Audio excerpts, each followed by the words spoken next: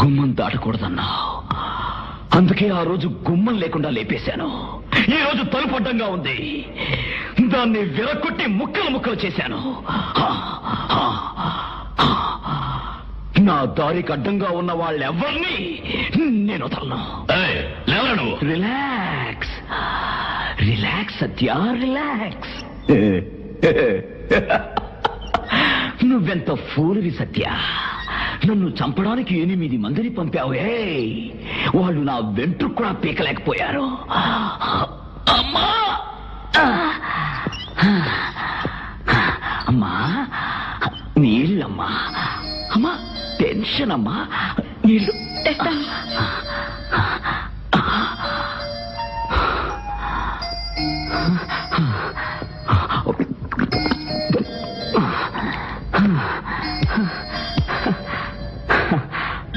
అమ్మా, సత్య ధర్మాని పేర్లు పెట్టావా ఈ పాపిస్టోళ్ళకి? అలాంటి పేర్లు ఎందుకు పెట్టావమ్మా? నువ్వేమన్నా కలగన్నావమ్మా ఇలాంటి పాపిస్టోళ్ళు నీ కడుపున పుడతారని? తల్లిగా నీ బాధ్యతలు నెరవేర్చావు, అంతే అంతే. తప్పు నీది కాదమ్మా. సత్య ధర్మ, ఈ రోజు ఈ సమాజాన్ని మీరు ఏడిపిస్తున్నారా? కానీ ఆ రోజు మీరు పుట్టినప్పుడు మీరు ఏడ్చారు. అప్పుడు ఈ తల్లి అయ్యో అయ్యో నా బిడ్డ ఏడవకూడదు అని దగ్గరికి తీసుకుని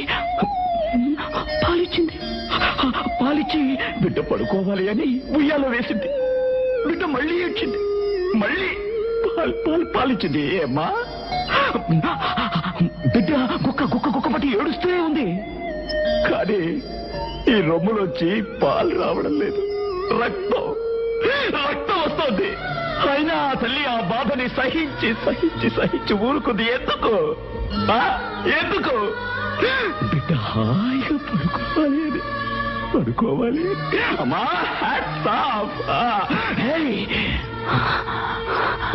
చిన్నప్పుడు నువ్వు తప్పు చేస్తే అని కొట్టింది. ఆ తర్వాత అయ్యో నా బిడ్డను కొట్టారే అని తన భుజానేసుకుని లాలి పాడింది. అమ్మా, మీరు తప్పుదారిలో వెళ్తుంటే ఇది తప్పుదారి, సరైన దారిలో వెళ్ళండి అంది. మీరు వెళ్ళలేదు, మీరు అక్రమాలు చేస్తూనే ఉన్నారు. ఆవిడ సహించి నోరు